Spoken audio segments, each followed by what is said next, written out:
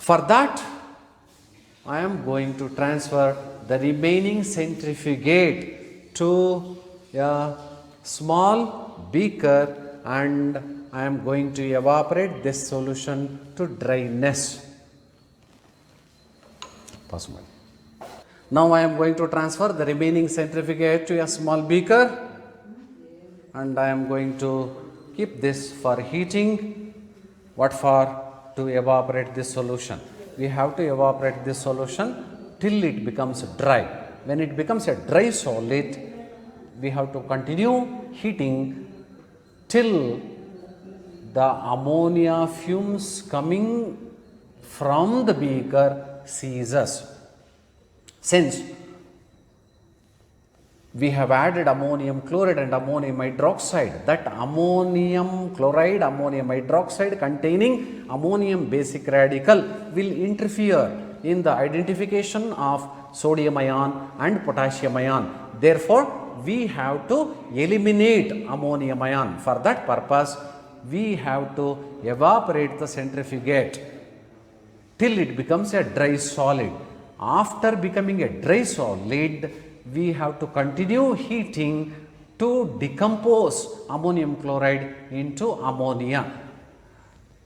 That we can visualize. Ammonia fumes coming out is visible, and we have to continue heating the solid till the pungent odor of ammonia fumes ceases. After ceasing the ammonia fumes, we have to cool the beaker to lab temperature, and the remaining residue in the beaker, we have to dissolve it in 1 or 2 ml of water. That solution we have to use to detect the presence or absence of sodium followed by potassium. So now the remaining radical, another radical must be either sodium or potassium.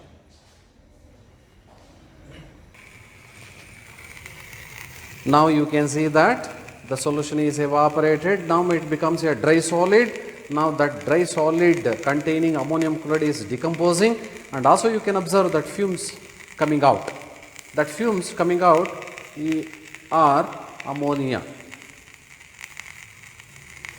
After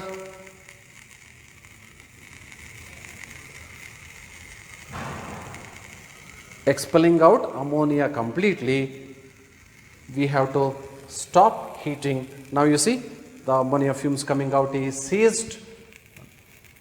We can stop heating and cool this to lab temperature.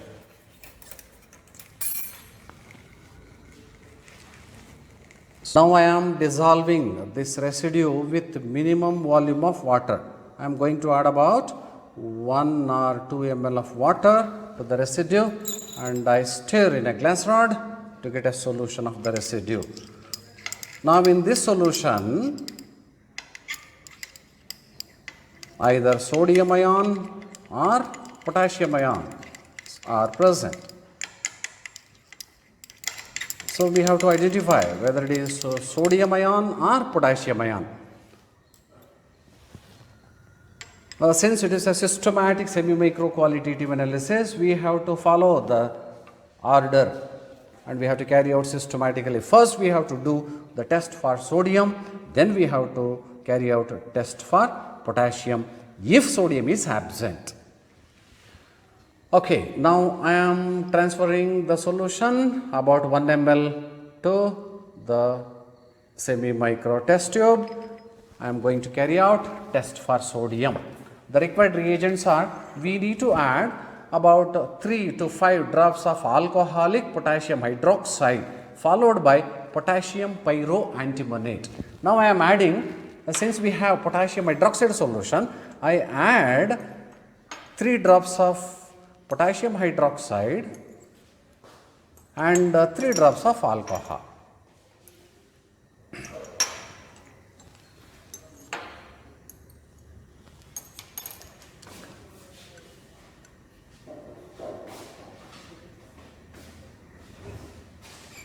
And finally, I am adding potassium pyroantimonate. If sodium is present, it reacts with potassium pyroantimonate to give a white crystalline precipitate of sodium pyroantimonate.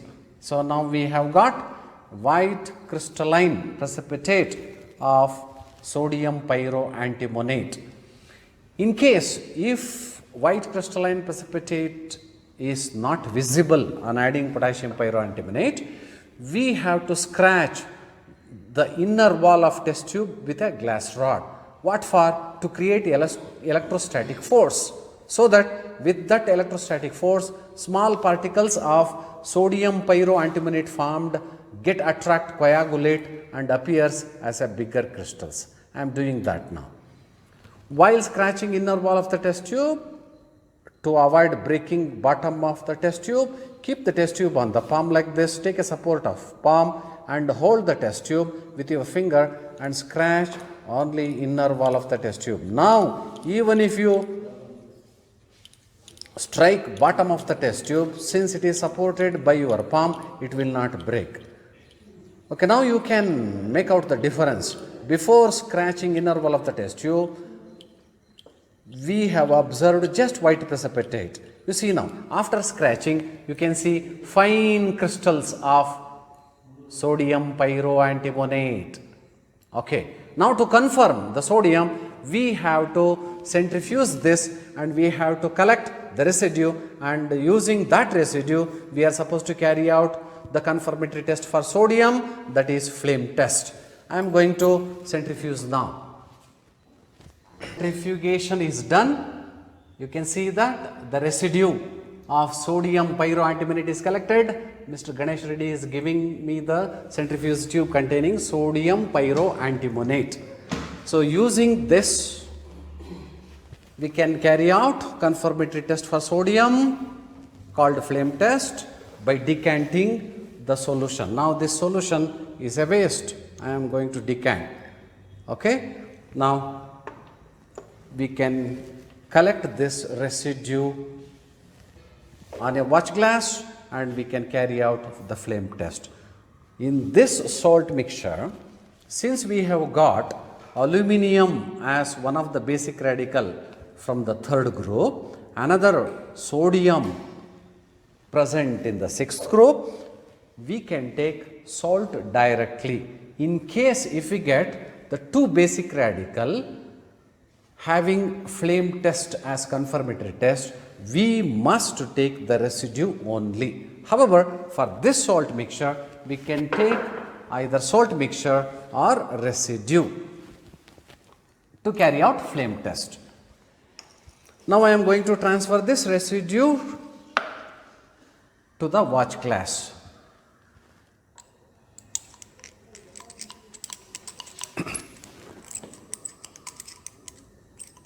For that, I am just stirring in a glass rod to take out the residue.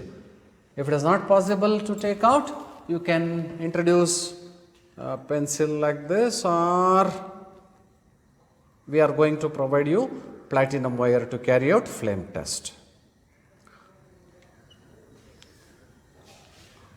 Okay.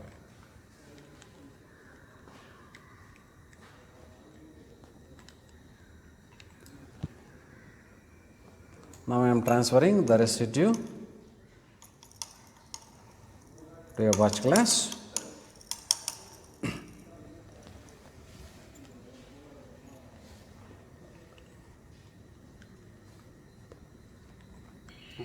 To the residue, now I am going to add just a drop of concentrated hydrochloric acid. What for? To convert the basic radical compound into a chloride compound, since chloride salts are volatile. Okay, the flame test is recommended as a confirmatory test for alkali metals and alkaline earth metals. Why? Simple reason is alkali metals have 1 electron in the outer shell. Alkaline earth metals possess 2 electrons in the outer shell. And with the energy available in the Bunsen burner flame is sufficient to excite 1 or 2 electrons present in the valence shell. Therefore, we are going to take small amount of the residue in a platinum wire, cleaned platinum wire, and we are going to introduce into a non-luminous Bunsen burner flame. On heating the residue of chloride of alkali metals or alkaline earth metals, 1 or 2 electrons respectively in alkali metals and alkaline earth metal will get excited into a higher energy level. The electrons in the higher energy level are unstable. They would like to fall down to the original energy level. During the falling of electron to the original energy level, they emit the absorbed energy with a definite frequency. In case of sodium, it emits the energy which is equal to yellow color. So, we can see an yellow color which looks almost like a gold. So, that flame is called golden yellow flame. Likewise, if potassium is present, we will get lilac or light violet color. Okay, now I am going to demonstrate the flame test for sodium. Now I have residue, a paste is prepared with concentrated hydrochloric acid, and of course platinum wire is immersed in a test tube containing concentrated hydrochloric acid, and we have to heat the platinum wire in a non-luminous Bunsen burner flame. This is called cleaning platinum wire, and we have to use preheated platinum wire. Now you see the platinum wire is not emitting any color to the flame.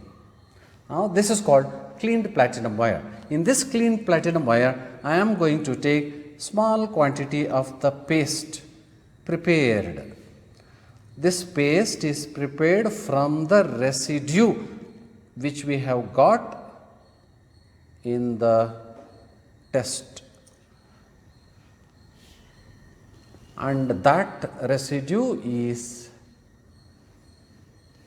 dissolved with concentrated hydrochloric acid, converted the sodium pyroantimonate into sodium chloride. Now I am going to introduce into the non-luminous Bunsen burner flame.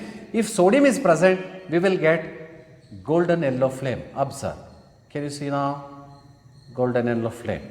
You will be getting golden yellow flame like this for few minutes. I am taking a very small quantity of the paste in a platinum wire. Observe. I am repeating. Observe the golden yellow flame. Can you see now? Golden yellow flame. Okay. If platinum wire is not available, you can also carry out this test with pencil. The pencil is nothing but graphite. Writing pencil is nothing but graphite. However, you are not supposed to carry out with a glass rod, since a glass is nothing but sodium silicate. In the glass itself, sodium is present. That gives golden yellow flame and misleads you. And even if sodium is absent, you are going to confirm that sodium is present. So only we are not supposed to carry out flame test in a glass rod. However, you can carry out in a pencil. You can take little paste in a graphite part of the pencil, and if you ignite, you will get golden yellow flame for sodium. Can you see?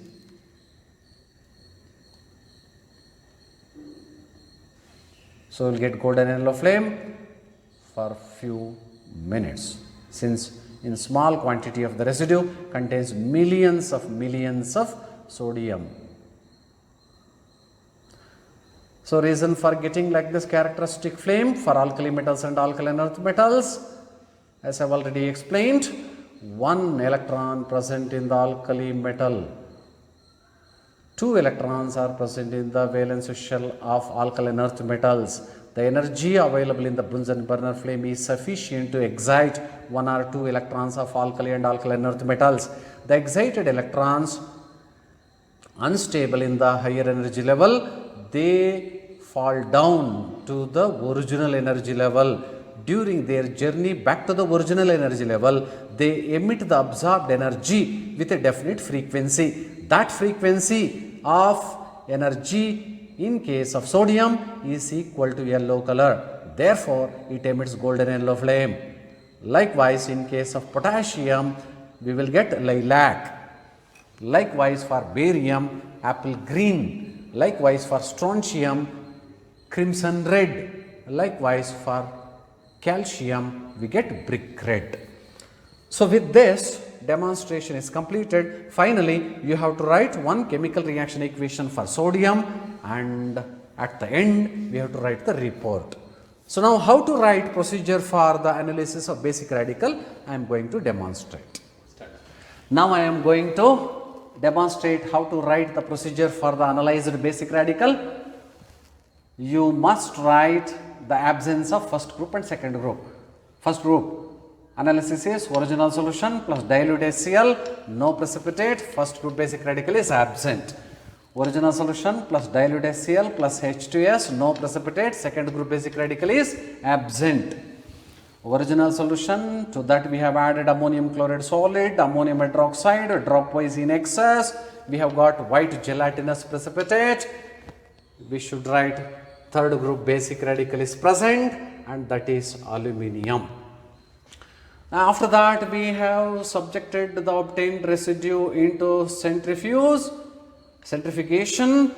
On centrifugation, we have got residue, that is called precipitate, that we have to use for the confirmation, presence and confirmation of aluminium. Centrifugate we have to use for the analysis of subsequent group basic radical. Okay. The above group residue obtained, we dissolved that with the sodium hydroxide solution. Okay. On adding sodium hydroxide solution and on shaking, it dissolves to give a clear solution. So, we can say that aluminium is present. Then we confirmed the aluminium. Confirmatory test for aluminium. To the above clear solution, we have to add ammonium chloride solid and we have to shake. And if necessary, we have to boil and cool. We will get white gelatinous precipitate. Aluminium is confirmed. After confirming one basic radical, we have to write one chemical reaction equation. Okay, aluminium ion reacts with OH minus ion of sodium hydroxide or ammonium hydroxide to give white gelatinous precipitate of aluminum hydroxide. That white gelatinous precipitate of aluminum hydroxide reacts with OH minus of sodium hydroxide to give a clear solution, that is sodium aluminate or aluminate ion, which is a colorless solution. Further, we have to proceed with the centrifugate to identify another basic radical. 1/3 of centrifugate solution from the above group, that is from the third group, we have added ammonium chloride, then we have added ammonium hydroxide dropwise in excess, and to that we have added H2S solution, no precipitate, fourth group basic radical is absent. And to another 1/3 part of the centrifugate, we have added ammonium chloride, ammonium hydroxide dropwise in excess, then precipitating agent ammonium carbonate, no precipitates, absent. The last 1/3 part of centrifugate, to that we have added ammonium chloride, ammonium hydroxide dropwise in excess, then precipitating agent ammonium hydrogen phosphate, no white precipitate. Sixth group basic radical, magnesium is absent. After magnesium, we are supposed to write the absence of ammonium. However, we carry out a test for ammonium in the beginning. We can write the presence or absence of ammonium either in the beginning of basic radical or at the end in the sixth group after magnesium. Okay. So, here ammonium basic radical analysis is repeated, little salt mixture, To that we have added sodium hydroxide and the content of the test tube is heated and we have not got pungent odor. Therefore, we confirmed that 6th group basic radical ammonium is absent. Okay. So, now the residue left over, the residue from the 3rd group basic radical, transfer the centrifugate from 3rd group basic radical analysis to a small beaker and evaporate the solution till it becomes dry. Continue to heat till smell of ammonia ceases. Then cool the beaker, add 2 ml of water and dissolve the residue. Divide the resulting solution into 2 parts. One part is used to carry out a test for sodium. Okay, test for sodium is 1 part of the solution to which we have added alcoholic KOH, then 10 drops of potassium pyroantimonate solution and we scratched the inner wall of the test tube with a glass rod and we have got white crystalline precipitate. So, 6th group basic radical is present and sodium is present. To confirm the sodium, we have subjected into centrifugation. On centrifugation, we have got residue and we have rejected the centrifugate. The residue we have dissolved, we have transferred to a watch glass to carry out flame test. The flame test is carried out as follows. The residue from the above test is taken on a watch glass. To that we have added 1 drop of concentrated HCl. As I have already told, we can, to this salt mixture, we can also take small amount of salt mixture. Anyway, we have taken the paste. To that we have added 1 drop of concentrated HCl and we made a paste, and that paste we have taken in a cleaned platinum wire that is ignited in a non-luminous Bunsen burner flame. We have got golden yellow flame. From this we confirmed that sodium basic radical, and for that reaction equation, sodium ion reacts with pyroantimonate in acid medium to give sodium pyroantimonate, which is a white precipitate. And finally, we need to write the report. You have to write the report. 2 acid radicals we have got are chloride sulfate. 2 basic radicals are aluminum and sodium. With this, demonstration for 1 salt mixture is completed. So, for the 4th semester qualitative analysis experiment, you need to prepare very well and you have to carry out systematically. Okay, read the manual several times and understand the analysis and carry out systematically so that you can perform well in the practical exam. All the best.